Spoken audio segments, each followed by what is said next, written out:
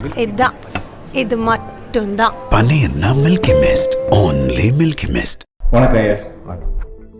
இன்னைக்கு நம்மளோட தமிழ்நாடுக்கு எல்லா யங் டேலண்ட்ஸ் எல்லாம் இங்கே வந்திருக்கோம். ஆரம்பிக்கிறது முன்னாடி என்னோட ஃபஸ்ட்டு இன்ஸ்டன்ஸ் நான் உங்களை பார்த்தது வந்து 2007 நான் காமன்வெல்த் கேம்ஸ் வின் பண்ணிட்டு வந்திருந்தேன். கலைஞர் ஐயா கிட்ட ஹை கேஷ் இன்சென்டிவ் முதல் முறையாக வாங்கும்போது நீங்களும் இருந்தீங்க. அந்த ஒரு ஸ்டார்டிங் பாயிண்ட்லேருந்து இந்த லாஸ்ட் ஒரு 3-4 வருஷத்தில் எல்லா வெவ்வேறு ஸ்போர்ட்டையும் நம்ம தமிழ்நாடு வந்து ஒரு வேர்ல்டு மேப்பில் எடுத்துகிட்டு வந்திருக்கீங்க. ஸோ முதல்ல அதுக்கு ஒரு மிகப்பெரிய நன்றி உங்களுக்கு எங்கள் சார்பாக. இந்த யங் டேலண்ட்ஸ் கிட்ட சில கேள்விகள் இருக்குது. ஸோ அவங்க உங்களை கேட்க போகிறாங்க சில கேள்விங்க. அவங்களெல்லாம் சந்திக்கிற நான் முயற்சி எடுக்கிறேன். ஏதோ நீங்கள் வந்து சில கேள்விகளை என்னிடத்துல கேட்க போகிறீங்கன்னு சொன்னார். கேள்விகளை கேளுங்க, முடிஞ்ச வரைக்கும் நான் பதில் சொல்கிறேன், கேட்கலாம்.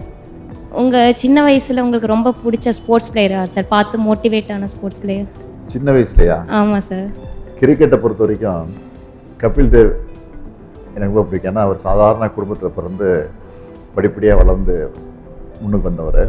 அவர் அது மட்டும் இல்லாமல் இந்தியாவுக்கே வேர்ல்டு கப்பை வாங்கி கொடுத்த முதல் ஒரு கேப்டனாக இருந்தவர் கபில் தேவ். அதனால் ரொம்ப பிடிக்கும் எனக்கு. அதுக்கப்புறம் கவாஸ்கர், ஓகே, அது தொடர்ந்து டெண்டுல்கர், ஓகே, தோனி. இப்போ இருக்கிற இளைஞர்கள் தமிழ்நாட்டை பொறுத்த வரைக்கும் நிறைய இளைஞர்கள் வந்து கிரிக்கெட்ல வந்துட்டு இருக்கிறாங்க, மற்றதுலேயே வந்துட்டு இருக்கிறாங்க, நீங்களும் வந்துட்டு இருக்கிறீங்க. அதனால எல்லாரையும் பிடிக்கும் எனக்கு. சார், உங்களை பார்த்ததுல எனக்கு ரொம்ப சந்தோஷம். தமிழ்நாடு விளையாட்டு வீரர்கள்ல யாருடைய விளையாட்டு கேட்குறீங்க?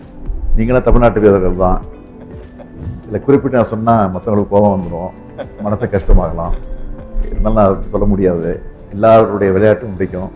தமிழ்நாட்டை சார்ந்த அத்தனை பேரும் சிறப்பு விளையாடி இந்த நாட்டுக்கு, குறிப்பாக தமிழ்நாட்டுக்கு, இந்தியாவுக்கு பெருமை தேடி தர வேண்டும் என்பது தான் என்னுடைய வேண்டுகோள், என்னுடைய ஆசையும் தான். நீங்கள் விளையாடின முதல் ஸ்போர்ட்ஸ் என்ன ஸ்போர்ட்ஸ்? ஹாக்கி ஸ்கூலில் படிக்கும்போது ஹாக்கியில் ஒரு டீமில் இருந்தேன் நான். எம்சிசி ஸ்கூலில், மெட்ராஸ் கிருஷ்ண காலேஜ் ஸ்கூலில் சென்ட் பீச் ஸ்கூலோட மேட்ச் நடக்கும்போது அதில் விளையாண்டுருக்கேன். அதனால் ஹாக்கியும் பிடிக்கும், கிரிக்கெட்டும் பிடிக்கும். அதுதான் விரும்பி விளையாடுறது உண்டு. வணக்கம் ஐயா, என் பேர் காசிமா. நான் சென்னையில் second year Justice Basheer Sayed Ahmed காலேஜில் படித்தேன். திருவற்றியூர்தாம்மா? திருவற்றியூர். நான் வந்து 2024 6th வேர்ல்ட் கப் கேரம் டோர்னமெண்ட்டில் 3 கோல்டு மெடல் வின் பண்ணியிருக்கேன். இந்தியாவுக்கும் தமிழ்நாட்டுக்கும் சென்னைக்கும் பெருமை சேர்த்து கொடுத்தது ரொம்ப ஹாப்பியாக இருக்குது. எனக்கு 2 நாள் தான் இருந்தது போகிறதுக்காக.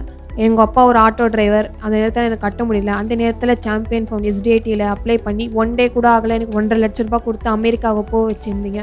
போயிட்டு வந்ததுக்கு அப்புறமாவும் எனக்கு ஊக்கத்தொகையாக 1 கோடி ரூபா கொடுத்துருக்கீங்க. நீங்கள் வாழ்த்தலைன்னா நான் எங்கள் அப்பா இன்னைக்கு வரைக்கும் ஒரு ஆட்டோ டிரைவராக தான் இருந்திருப்பார்.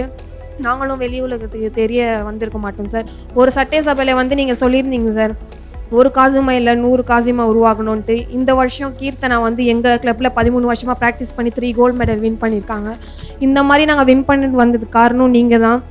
நீங்கள் வந்து என்னை வெளி உலகம் தெரிஞ்சதுனால இன்னைக்கு என்னுடைய ஸ்டோரி வந்து ஒரு மூவியாக வந்து ரிலீஸ் ஆக போகுது சார். த கேரம் குயின் சொல்லிட்டு என்னுடைய மூவி வந்து இப்போது போயிட்டுருக்கு. இது வந்து ரொம்ப ஹாப்பியாக இருக்குது சார். கண்ணகி நகரில் கார்த்திகா வந்து சொல்லியிருந்தாங்க, அந்த ஏரியானா என்னன்ட்டே தெரியாது. இன்னைக்கு வந்து கண்ணகி நகர்னாலே கார்த்திகான்னு சொல்லிட்டு தெரிய வச்சிருக்கீங்க. இது யாருமே இல்லை அப்படின்ட்டு இருந்த நேரத்தில் இப்போ வந்து நீங்கள் இருக்கீங்க, நாங்கள் வின் பண்ணுவோம்னு சொல்லிட்டு எல்லாருமே போயிட்டு இருக்காங்க. கண்டிப்பாக நாங்களும் வந்து அடுத்த வர வேர்ல்ட் கப்லேயும் வந்து கண்டிப்பாக தமிழ்நாட்டு சார்பாகவும் சென்னை சார்பாகவும் நாங்கள் கண்டிப்பாக வின் பண்ணிட்டு வருவோம் சார். ரொம்ப நன்றி சொல்லிக்கிறேன். நீங்கள் ஃபன்னாக ஜாலியாக ஃபன் கேம்ஸ் இல்லை ஏதோ ஒன்று ஜாலியாக ஹாபி மாதிரி விளையாடுறது யார் கூட சார் விளையாடுவீங்க? நான் இப்போ விளையாடுறதுக்கு வாய்ப்பு இல்லை, ஆனால் வாய்ப்பு கிடைச்சா விளையாடுவேன். அதில் சந்தேகம் கிடையாது. அது ரொம்ப ஆசை எனக்கு.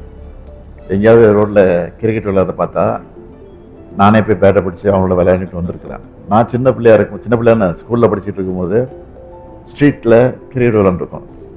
எங்கள் ஃபாதரே வந்து கிரிக்கெட் விளையாண்டுருக்காரு, தலைவரே. அவருக்கு நம்ம போலிங்லாம் போட்டிருக்கேன். நான் வந்து போலர், எனக்கு அதில் ஆஃப் ஸ்பின் தான் நல்லா போடுவேன் நான். அது மட்டும் இல்லாமல் ஸ்கூலில் படிக்கும்போது பார்த்தீங்கன்னா புக் கிரிக்கெட் விளையாடுவோம். நீங்கள் பார்த்துருப்பீங்க, இந்த புக்கு பேஜ் திருப்பும் போது 6-56 வந்தால் 6 சிக்ஸரு, 4 ஒரு 0 வந்து அவுட்டு. உங்களுக்கு தெரியும், நீங்கள் பல பேர் தெரிஞ்சிருக்கும். அந்த மாதிரி விளையாண்டுருக்கோம். கிளாஸ் நடந்துகிட்டு இருக்கோம், நான் பாட்டு பசங்க விளையாண்டுட்டு போதேன். அதெல்லாம் ஞாபகம் வரும் எனக்கு. கிரிக்கெட் அந்த அளவுக்கு பைத்தியமாக இருந்தவன் நான் கிரிக்கெட்டில். சினிமா ஆக்டர்ஸு கிரிக்கெட் மேட்ச் போட்டு சேப்பாக்கில் அதுக்கு நடந்த மேட்ச்சில் நான் கலந்துக்கிட்டப்போ நான் என்னோடய டீமில் எங்கள் சினிமா நடிகர் டீமில் வந்து நான் வந்து பவுலராக எனக்கு செலக்ட் பண்ணியிருந்தாங்க. 3 விக்கெட் எடுத்தப்போ. அப்படியா சார்? ஆமாம். அதை பற்றி கொஞ்சம் ஏதாவது சொல்லுங்கள் சார். டி ராஜேந்திர சன் இருக்கார், அவர் சிலம்பரசன், அவர் ஆப்போசிட் டீம் விளையாண்டாரு. நடிகர் நெப்போலியன் விக்கெட்டு, இன்னொருத்தர் ஞாபகம் சரியாக போல 3 விக்கெட் எடுத்தாங்க. எல்லாம் ஆஃப் பிரேக் போட்டு தான் எடுத்தேன். ரொம்ப நல்லா சார். அடுத்த 10 ஆண்டு காலத்தில் தமிழ்நாடு விளையாட்டுத்துறை எந்த நிலையில் இருக்கும்னு நினைக்கிறீங்க? இப்போ வந்து நான் என்னுடைய தலைமையில் ஆட்சிக்கு வந்து 4 வருஷம் ஆச்சு. இந்த ஆட்சிக்கு வந்ததுக்கு பிறகு எல்லா துறையிலையும் இன்றைக்கி வந்து முன்னேறிட்டு வரோங்கிறது உங்களுக்கே தெரியும். எல்லா துறையும், குறிப்பாக கல்வித்துறை, அந்த மாதிரி இன்றைக்கி விளையாட்டுத்துறையிலையும் எல்லா மாநிலத்தையும் மிஞ்சக்கூடிய அளவுக்கு நம்ம வந்துகிட்டு இருக்கிறோம்.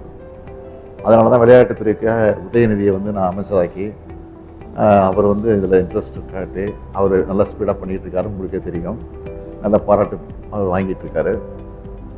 தொடர்ந்து அவர் துணை முதலமைச்சர் அவரை அந்த பொறுப்பையும் கொடுத்துருக்குறோம். அதனால் இப்போ எல்லா ஸ்டேட்டோட தொடர்பு கொண்டு, ஸ்டேட்டோட மட்டும் இல்லை, வெளிநாட்டில் இருக்கிற அந்த விளையாட்டு துறையோட தொடர்பு கொண்டு இன்றைக்கி வெளிநாட்டில் சார்ந்த ஹாக்கி மேட்ச் நடக்குது, வெளிநாட்டில் வந்து கலந்துக்கிறாங்க. அதனால் இப்போ சிறப்பாக வந்துக்கிட்டு இருக்கு இந்த ஆட்சியை பொறுத்த வரைக்கும். இது தொடரும் என்ற நம்பிக்கை எனக்கு இருக்குது. நீங்கள் ப்ரெஷரைஸ் சுச்சுவேஷன்ஸில் எப்படி ஹேண்டில் பண்ணுவீங்க? நான் வந்து 14 வயசுலேயே அரசியலில் இறங்கிட்டேன். அப்போலேருந்தே எனக்கு டென்ஷன் தான். அப்போலேருந்து ஏதாவது டென்ஷனான செய்தி வந்துட்டு இருக்கான். அதனால் பழகி போச்சு எனக்கு. அதனால் அதை பற்றி கவலைப்படுறதில்ல. நான் பாட்டுக்கு போயிட்டுருக்கிறேன். இல்லை அந்த ப்ரெஷர் வரும்போது புக் எடுத்து படிக்க ஆரம்பிச்சுப்பேன், டிவி பார்ப்பேன், ரேடியோ கேட்பேன், பாட்டு கேட்பேன். அப்படி இல்லைன்னா நடந்து வாக்கிங் பண்ண ஆரம்பிச்சிடுவேன். இதுதான் எனக்கு. வணக்கம் சார், என் பேர் மனோஜ். நான் மதுரை மாவட்டத்துலேருந்து வரேன். நான் இப்படி மாற்றுத்திறனாளியாக பிறந்துட்டேன்னு எங்கள் ஊர்லேயும் எங்கள் ஸ்கூல்லேயும் எங்கள் டீச்சர் யாருமே என்னை எந்த விளையாட்டு போட்டிக்குமே அலோவ் பண்ண மாட்டாங்க. இவனுக்கு அடிபட்டுரும், இவன் வந்தால் கீழே விழுந்துருவான், ஸோ அதுக்கு நம்ம தான் பொறுப்பேற்றுக்கிறோம்ட்டு என்னை ஒதுக்கி தான் வச்சுருந்தாங்க. ஸோ நம்ம குறையா பிறந்துட்டோம், நீ நம்ம ஒன்றும் பண்ண முடியாது, இதை வச்சு நம்ம எப்படி நம்ம முன்னேற போகிறோம்னு நினச்சி நானாகவே தான் ப்ராக்டிஸ் பண்ணிக்கிட்டு இருந்தேன். ஸோ அப்படி ப்ராக்டிஸ் பண்ணிக்கும்போது 2011 எனக்கு ஒரு வாய்ப்பு கிடச்சிச்சு. மாற்றுத்திறனாளிக்கும் தனி விளையாட்டு போட்டின்னு ஒரு வாய்ப்பு கிடச்சி. ஸோ அதில் பார்ட்டிசிபேட் பண்ணி நான் கோல்டு மெடல் பண்ணேன். ஸோ அதிலேருந்து இப்போ வரைக்கும் நான் தான் நேஷ்னல்ஸ்லேயே ஷார்ட் புட்டில் கரண்ட் நேஷ்னல் ரெக்கார்டு ஹோல்டரு. 2023 ஜெர்மனிக்கு போகிறதுக்கு வாய்ப்பு கிடச்சிச்சு. பட் எனக்கு போகிறதுக்கு நிதி இல்லை. அப்போ நம்ம எம்எஸ்ஆர்ட்ட போய் ஒரு ரெக்வஸ்டேஷன் வச்சோம், சார் இப்படி நாங்கள் போகிறோம் சார்னா அவர் உடனே நம்ம டெப்டி சிஎம் சார்ட்ட சொல்லி 2 நாளே எங்களுக்கு அமௌண்ட் சேங்ஷன் பண்ணி கொடுத்துட்டாங்க சாம்பியன்ஷிப் ஃபவுண்டேஷன் இருந்து. அதுலேருந்து சாம்பியன்ஷிப் ஃபவுண்டேஷன் மட்டும் 22 லட்ச ரூபா கேஷ் வாங்கியிருக்கேன்.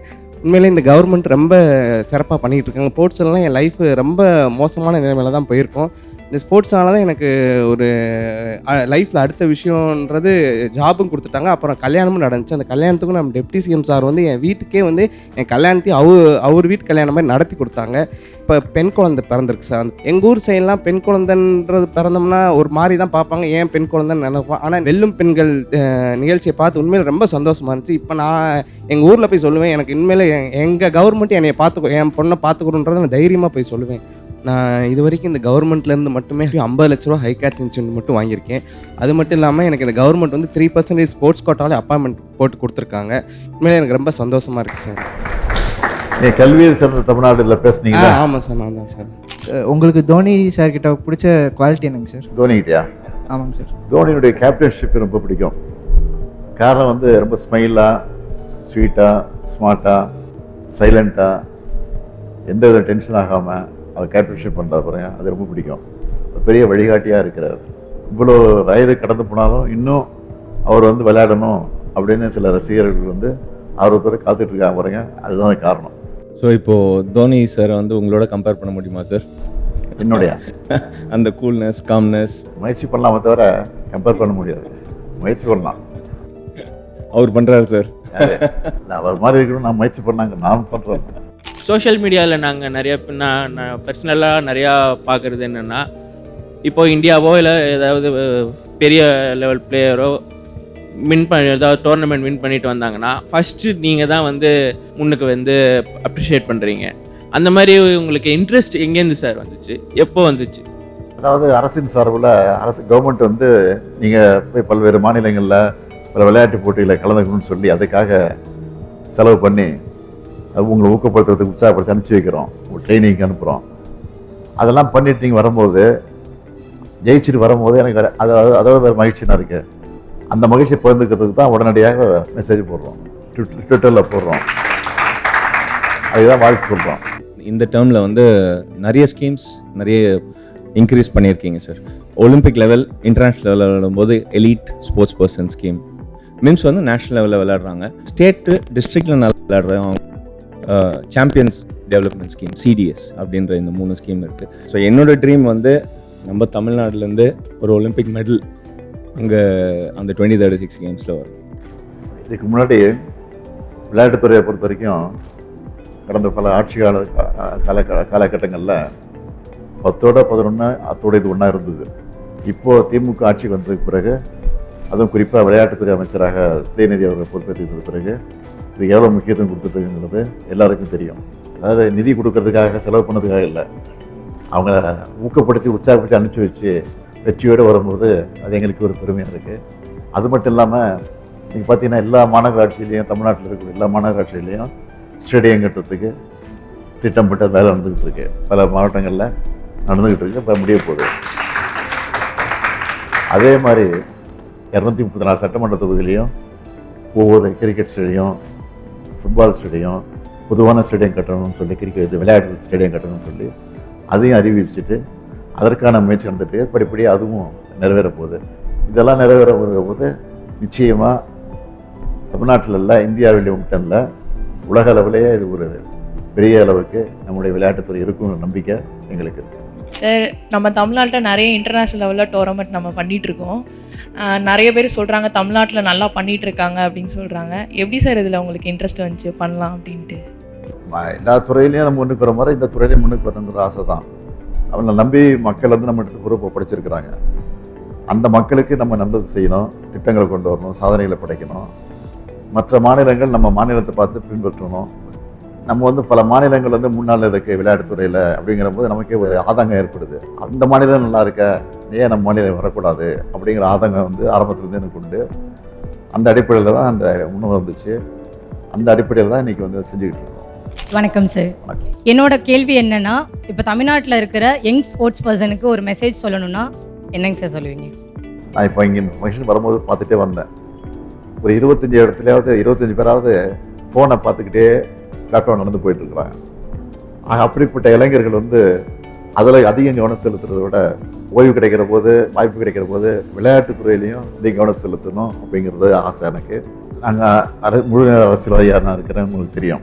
இப்படிப்பட்ட அரசியல்வாதிகள் எத்தனையோ தோல்விகளை நாங்கள் சந்திச்சிருக்கிறோம். ஆக அந்த தோல்வியை கண்டு துவண்டு விடக்கூடாது. அந்த தோல்வியை படிக்கட்டாக நினச்சிக்கிட்டு நம்ம அதில் ஏறி தான் போயிட்டுருக்கணும். அது மாதிரி தான் விளையாட்டு வீரர்களை பொறுத்த வரைக்கும் ஏதாவது வெற்றி பெற முடியலையே அப்படிங்கிற ஆதங்கம் வந்துடக்கூடாது, ஏக்கம் வந்துடக்கூடாது. அதை விடாமுயற்சியாக நீங்கள் பண்ணி இந்த அளவுக்கு வெற்றி வந்திருக்கிறீங்க. அதே போல் மற்ற வீரர்களும், வரக்கூடிய விளையாட்டு வீரர்களும் அதையே பின்பற்ற வேண்டும் என்பதுதான் என்னுடைய ஆசை.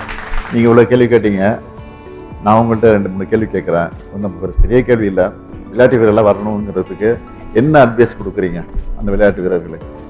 இந்த இடத்துக்கு நீங்கள் எப்படி வந்திருக்கிறீங்க, இதை வந்து நீ எப்படி மற்றவங்களுக்கு சொல்கிறீங்க? நான் 22 வருஷமாக ஃபுட்பால் விளாண்டுருக்கேன். எனக்கு 11 வயசில் நான் ஸ்டார்ட் பண்ணேன். ஸ்கூல் பிடி டீச்சர்ஸுங்க தான் எனக்கு சொல்லிக் கொடுத்தாங்க. என்னோட கோச் மிஸ்டர் எஸ் மாரியப்பன், அவங்க தான் எனக்கு கோச் பண்ணாங்க. ஸ்கூல் பிடி டீச்சராக இருந்து சொல்லிக் கொடுத்தாங்க. ஆனால் இப்போ இருக்கிறது பார்த்தோன்னா ஒரு டிஸ்ட்ரிக்ட்லேயுமே நல்ல ஸ்டேடியம்ஸ் இருக்குது, நிறைய எக்ஸ்பீரியன்ஸ்டு கோச்சஸ் இருக்காங்க. அந்த மாதிரி இருக்கும்போது இந்த காலத்து பிள்ளைங்க ரெகுலர் ப்ராக்டிஸ் பண்ணுறது, டிசிப்ளினாக இருந்தால் ஒலிம்பிக்ஸில் வந்து நிறைய மெடல்ஸ் அடிக்கிறதுக்கான நிறைய வாய்ப்புகள் இருக்குது. அதுக்காக தான் நாங்கள் எல்லாருமே ரொம்ப ஆசைப்படுறோம் சார்.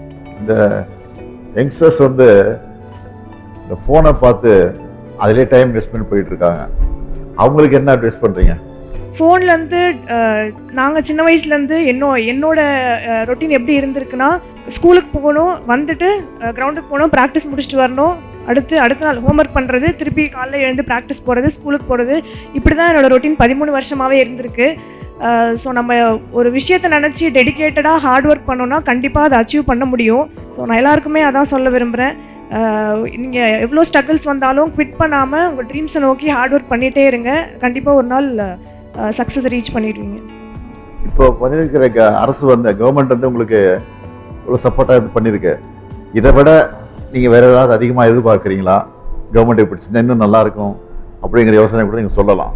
யாரும் பயப்படாமல் கூச்சப்படாமல் சொல்லுங்கள். நீங்கள் பண்ணுற எல்லாமே உண்மையாகவே ரொம்ப நல்லா இருக்குங்க சார். எங்களுக்கு எல்லா ஸ்கீம்ஸுமே ரொம்ப அருமையாக பண்ணுறீங்க. இதுக்கு மேலே எதிர்பார்க்கறதுக்கு பண்ணிட்டு இருக்கிறத குறைகள் தான் சொல்லலாம். குறைகள்னு சொல்கிறதுக்கு எதுவும் இல்லைங்க சார். ஆக்சுவலாக அக்வாட்டிக் ஸ்டேடியம் மட்டும் எல்லா டிஸ்ட்ரிக்ட்லேயும் கட்டினீங்கன்னா நிச்சயமாக சொல்கிறேன், அக்வாட்டிக்ஸ்லேயும் நல்ல ஒரு நம்ம அண்ணா சொன்ன மாதிரி நாங்கள் 36 ஒலிம்பிக்ஸில் நிச்சயமாக நாங்கள் மெடல் பண்ணுவோம் சார். நிச்சயமாக வரக்கூடிய காலகட்டத்தை பண்ணி கொடுப்போம், நம்பிக்கையோடு இருங்க. நோட் பண்ணி வச்சுங்க. Thank you sir. வணக்கம் சார், என் பேர் ஸ்ருதி, இன்டர்நேஷ்னல் பேஸ்கெட்பால் பிளேயர். என் சொந்த ஊர் மதுரை. எனக்கு அப்பா அம்மா இல்லை. அம்மா வந்து நான் 11th ஸ்டாண்டர்ட் படிக்கும் போது இறந்துட்டாங்க. அப்பா காலேஜ் ஃபஸ்ட் இயர் கோவிட் டைமில் இறந்துட்டாங்க. எனக்கு ஒரு செகண்ட் வேர்ல்டு அப்படியே நின்று ஃப்ரோஸ் ஆனால் எப்படி இருக்கும், யாருமே இல்லை எனக்கு திரும்பி பார்க்க, ரிலேட்டிவ்ஸ்லேருந்து யாரும் இல்லை. ஹாஸ்பிட்டலில் நான் மட்டும் இருக்கேன். அம்மா செயின் அடகு வச்சு எல்லாமே கஷ்டப்பட்டு தான் நான் எங்கள் அப்பா இறுதி சடங்கு எல்லாமே முடித்தேன். எல்லாருமே அப்பா அம்மாவோட ஜாலியாக சந்தோஷமாக இருக்காங்க. ஆனால் எனக்கு மட்டும் ஏன் இந்த மாதிரி இருக்கணும், கஷ்டப்படுற மாதிரி இருக்கே அப்படின்னு ஒரு டைமும் ஃபீல் பண்ணுவேன் நான். ஆனால் ஒன்று மட்டும் நான் விடலை, பாஸ்கெட்பால் மட்டும் நான் ஸ்டாப் பண்ணவே இல்லை எக்காரணத்துக்கு கொண்டும். எனக்குள்ளே அந்த வெறி, எங்கள் அப்பா ஒரு ஸ்போர்ட்ஸ் பர்சன், ஹாக்கி பிளேயர். அப்பாவுக்கு ரொம்ப ஆசை நான் வந்து தமிழ்நாடுக்காக ஆடணும். ஆப்வியஸாக தெரியும் மதுரையில் வந்துட்டு ரொம்ப லோ இதில் வந்து வர்றோம் நாங்கள், இதெல்லாம் எங்கே சாதிக்க போகுதுன்னு நிறையா பேர் என்னை பார்த்து பேசினாங்க. சென்னை வந்தேன், 8 hours ஒர்க் பண்ணுவேன் டெய்லியும். என் கூட பிறந்த தம்பி இருக்கான், அவனையும் நான் தான் பார்த்துக்கணும். SDT ஹாஸ்டலில் தான் படித்தான். இந்தியாவுக்காக என்னை செலக்ட் பண்ணாங்க ஃபர்ஸ்ட் 19th ஏஷியன் கேம்ஸ். அப்படியே படிப்படியாக வந்து எனக்கு தெரியும் ஆப்வியஸாக நான் வேலை வாங்கிடுவேன்றது எனக்கு தெரியும், ஷுவராக தெரியும். ஆனால் வந்து எனக்குள்ளே என்னென்னா, நம்ம இவ்வளோ கஷ்டப்பட்டோம், தமிழ்நாடுக்காக ஆடணும், ஏன் நம்மளுக்கு தமிழ்நாட்டில் வேலை கிடைக்கல, அந்த ஒரு கேள்வி எனக்கு இருந்துகிட்டே இருந்தது. எனக்கு ஆஃபரும் வந்தது, சதர்ன் ரயில்வேலேருந்து வெளியே ரயில்வேலேருந்து ஆஃபர் வந்தது. என் சர்டிஃபிகேட்ஸ்லாம் வச்சு அப்ளை பண்ணேன். அதில் டெப்டி சிஎம் உதயநாட்டை கூட பேசியிருந்தான்னா எப்போ எங்களுக்கு வரும், December 23, 2024 என் லைஃப் அப்படியே ஒரு சேஞ்ச் ஆச்சு. ஒரு 1ஆம் தேதி வந்தாலே எனக்கு பயமாக இருக்கும், ஐயோ நம்ம ஹாஸ்டல் ரெண்ட் கட்டணுமே, சாப்பாடுக்கு என்ன பண்ணுவோம், தம்பி காசு கொடுக்கணுமே, அவ்வளோ பயந்த என்ன. இப்போ 31st வந்தாலே எங்கள் அக்கௌண்ட்டில் கிரெடிட் ஆகிடும் 80,000. ஆர்டர் காப்பிலாம் வாங்கும் போது எனக்கு அந்த சந்தோஷத்தை வெளிப்படுத்தவே முடியல. அதுக்கு மெயினாக நீங்கள் தான் சார் ஒரு ரீசன். இப்படி இருக்க இளைஞர்களுக்கு நீங்கள் ஒரு எனர்ஜி பூஸ்டர் மாதிரி இருக்கீங்க. இப்போ இந்த தமிழ்நாடு கவர்மெண்ட் செய்கிறதெல்லாம் பார்க்கும்போது இப்படி இருந்த என்ன இவ்வளோ தூரம் தூக்கி வச்சுருக்காங்க, அது வார்த்தைகளால் சொல்லவே முடியல. ரொம்ப நன்றி சார். எனக்கு வந்து எப்படா உங்கள்கிட்ட பேசுவோன்னு ரொம்ப ஆர்வமாக இருந்தேன். எங்கேயுமே பேச வாய்ப்பே கிடைக்கல உங்ககிட்ட. உதயநிதி அண்ணா வந்திருந்தாலுமே எனக்கு அவ்வளோ சந்தோஷமாக இருந்திருக்கும், அவரும் இல்லை. பட் ஆனால் நீங்கள் கண்டிப்பாக அவருக்கும் நான் நன்றி சொன்னேன்னு சொல்லிவிடுங்க சார். எல்லாமே இந்த வாய்ப்பு கொடுத்த அனைத்து நல்ல உள்ளவங்களுக்கும் நன்றி சார். Thank you sir. உங்கள் எல்லாரையும் சந்தித்ததில் நான் மிகுந்த மகிழ்ச்சி அடைகிறேன், உங்கள் பெருமைப்படுறேன். நீங்கள்லாம் இன்றைக்கி விளையாட்டு வீரர்களாகவும் வீராங்கனைகளாகவும் உருவாகி பல்வேறு சாதனைகளை புரிஞ்சு தமிழ்நாட்டுக்கு இந்தியாவுக்கு பெருமை தேடி தரக்கூடிய வகையில் நம்முடைய விளையாட்டுப் போட்டிகளை பங்கேற்று வெற்றியை தேடி தந்திருக்கீங்க. இன்றைக்கி உலக அளவில் விளையாட்டுத்துறையில் தமிழ்நாடு முன்னணி இருக்குங்கிற பேர் வந்தால் அது எனக்கு மட்டும் இல்லை, தமிழ்நாட்டில் இருக்க உங்களுக்கும் பெருமை தான். அந்த பெருமைக்காக நான் காத்துக்கிட்டு இருக்கிறேன். வரும் நம்பிக்கை எனக்கு இருக்கு. இதுதான், இது மட்டும்தான் பன்னீர்னா Milky Mist, only Milky Mist. மின்னம்பலம்.com தமிழின் முதல் மொபைல் பத்திரிகை.